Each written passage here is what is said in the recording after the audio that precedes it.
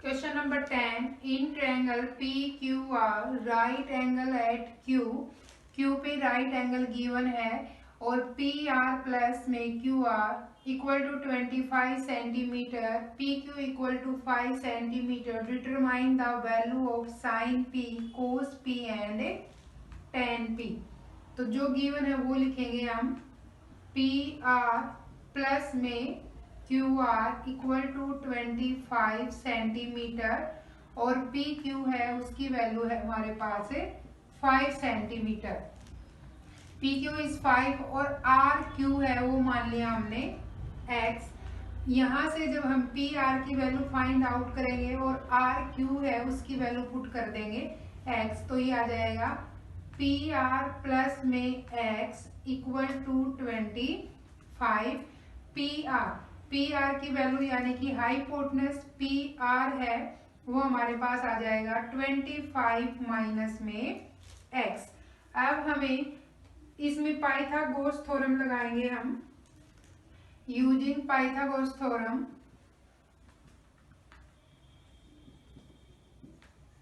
Hypotenuse यानी कि PR इसका square equal to RQ square plus में PQ square.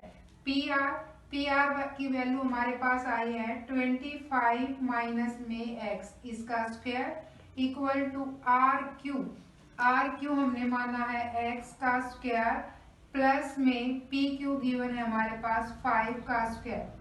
25 minus X, A minus B का फॉर्मूला लगाएंगे. ये होता है हमारे पास A माइनस B का whole square equal to A square plus में B square minus 2AB. A is 25, B is X, तो ये हो जाएगा 25 स्क्वायर प्लस में X स्क्वायर माइनस 2AB.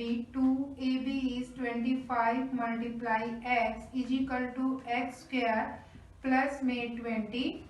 5 का स्क्वायर 25, 25 का स्क्वायर 625 प्लस में X स्क्वायर ये आएगा माइनस में 50X. इस साइड लेके आएंगे तो माइनस X स्क्वायर और minus 25 equal to 0. X square से X स्क्वायर कैंसिल हो जाएगा. 25 625 माइनस 25 ये आएगा हमारे पास 600 माइनस में 50X equal to 0. Right side shift करेंगे 600 इक्वल टू 50X. 50 से इसको डिवाइड करेंगे तो ये आएगा 600 अपॉन में 50 इक्वल टू X. 0 से 0 60 जाएगा 5 से तो ये आएगा 12. तो X की वैल्यू है वो आ जाएगी हमारे पास है 12. X की वैल्यू 12 आने पर RQ की वैल्यू हमारे पास हो जाएगी 12. PR था वो हमारे पास था 25 माइनस X. 25 माइनस X यहाँ से निकालेंगे तो 25 माइनस X की वैल्यू आई हमारे पास है 12, तो इक्वल टू 30. यानी इसका हाइपोटेनस है वो आ जाएगा हमारे पास है 30. अब वैल्यू फाइंड आउट करनी है हमें साइन P, कोस P और tan P. It's mean P is the acute angle. जब P को हम एक्यूट एंगल मानेंगे तो जो RQ है वो हमारे पास हो जाएगा परपेंडिकुलर और P क्या हुआ है वो हो जाएगा हमारे पास बेस. तो साइन P फाइंड आउट करेंगे. साइन P की वैल्यू निकालेंगे तो ये आएगी परपेंडिकुलर अपॉन में बेस. परपेंडिकुलर यानी RQ अपॉन में बेस नहीं सॉरी हाइपोटेनस है हमारे पास PR. RQ अपॉन में PR. RQ की वैल्यू हमारे पास है 12. PR की वैल्यू हमारे पास है 30. तो साइन P इक्वल टू आ जाएगा 12 अपॉन में 30. फिर हमें फाइंड आउट करनी है कोस P. कोस P की वैल्यू निकालेंगे हम. कोस P होता है हमारे पास बेस अपॉन में हाइपोटेनस. तो बेस क्या हो जाएगा इसमें हमारे पास base is PQ and hypotenuse है वो हमारे पास है पी आर। तो पी क्यू की वैल्यू हमारे पास कितनी है 5 और पी आर की वैल्यू है वो 30। फिर निकालेंगे हम यहाँ पे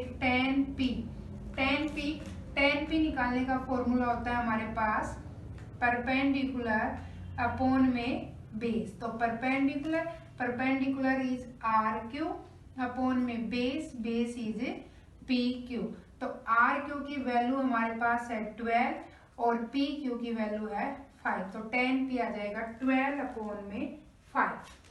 क्वेश्चन नंबर 11th क्वेश्चन में हमें ट्रू और फॉल्स बताने हैं। ये 5 स्टेटमेंट है। फर्स्ट स्टेटमेंट में क्या है, the value of 10a is always less than 1, कि 10a की वैल्यू है वो हमेशा 1 से छोटी होती है। तो ये हमारे पास क्या हो जाएगा फॉल्स। क्यों? क्योंकि जैसे कि हम ट्रिग्नोमेट्रिक रेशियो फाइंड आउट करते हैं तो वो हम फाइंड आउट करते हैं राइट एंगल ट्रायंगल से। तो राइट एंगल ट्रायंगल में जो इसकी साइड है वो इनकी लेंथ है वो डिफरेंस हो सकती है। तो जब लेंथ है वो डिफरेंट होगी हमारे पास तो 10a है उसके पास भी वैल्यू है वो अलग अलग आएंगी। तो हम लिख सकते हैं इसमें कि false because side of right triangle may have any length and so 10a may have any value। जब साइड है हमारे पास side of triangle may have any length so 10a या tan थीटा जो भी होगा may have any value, इसलिए इसके पास भी वैल्यू है वो डिफरेंस होंगी। सेकंड पार्ट है secant a equal to 12/5 for some value of angle a। तो इसकी वैल्यू है वो क्या आएंगी, ये ट्रू है कि secant a है वो आपके पास वैल्यू दे रखी है 12/5 for some value of angle a। This is the true. क्योंकि इससे कुछ ना कुछ वैल्यू है वो a की जरूर आएगी। अगर हम इसको निकालेंगे secant a को यहाँ से निकालेंगे तो वैल्यू ऑलवेज क्या आएंगी, sec a has always greater than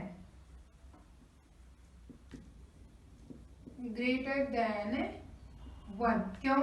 क्योंकि जब हम 12 को 5 से डिवाइड करेंगे तो ये कितना जाएगा 5 2 जा 10 और 2 0 फिर 2.4 20 पे। तो ये हमारे पास 1 से क्या है ग्रेटर है। यहाँ हमें सिर्फ इसकी वैल्यू देखनी है कि 12/5 दे रखी है। तो क्या हो जाएगा sec a has always greater than 1। Third part है cos a is the abbreviation used for the cosecant angle a। Abbreviation का मतलब होता है समरी या फिर इसका दूसरा नाम या इसको अच्छे से एक्सप्लेन या ब्रीफ करता है ये हमारे पास cosecant a। तो ये हो जाएगा हमारे पास फॉल्स। क्यों? क्योंकि ये हमारे पास cosecant है उसका हमारे पास क्या होता है secant या cosecant लिख सकते हैं इसको हम कोसाइन या फिर हमारे पास होता है ये secant। इसका अब इसका जो एक्सप्लेन करते हैं हम इसको तो ये secant को कोस में चेंज कर सकते हैं। फोर्थ पार्ट है cot a is the product of cot and a। तो ये भी हमारे पास क्या है फॉल्स है। क्यों? जब cot a को हम cot और मल्टीप्लाई a ऐसे लिखेंगे तो कोट का और ए का कोई मीनिंग ही नहीं है, क्योंकि ए है वो कोट के एंगल की तरह यहाँ डिनोट किया जाता है। जैसे कि हम लिख सकते हैं कोट थीटा कोट 30 डिग्री ये ऐसे। तो ए है वो इसका के साथ एंगल है। अगर इनको अलग अलग लिखेंगे तो the not meaning of quote and not meaning of A. तो ये भी हमारे पास क्या हो जाएगा फॉल्स हो जाएगा। फिफ्थ पार्ट है sine theta equal to 4/3 for some value theta. तो हमारे पास इसमें क्या दे रखा है कि जब हम यहाँ से थीटा की वैल्यू निकालेंगे 3 से इसको डिवाइड करेंगे 4/3 को, 4 से 4 को डिवाइड करेंगे हम 3 को, तो 3 1 जा 3 1 0 3 समथिंग, तो ये 1 पॉइंट समथिंग यानी 1 से क्या आएगा ग्रेटर देन आएगा, तो ये भी क्या हमारे पास है फॉल्स, क्योंकि साइन और कोस थीटा है इनकी वैल्यू है वो लाई करती है हमारे पास 0 और 1 के बीच में, तो ये भी हमारे पास क्या हो जाएगा फॉल्स। क्यों? Sine theta can not be greater than 1।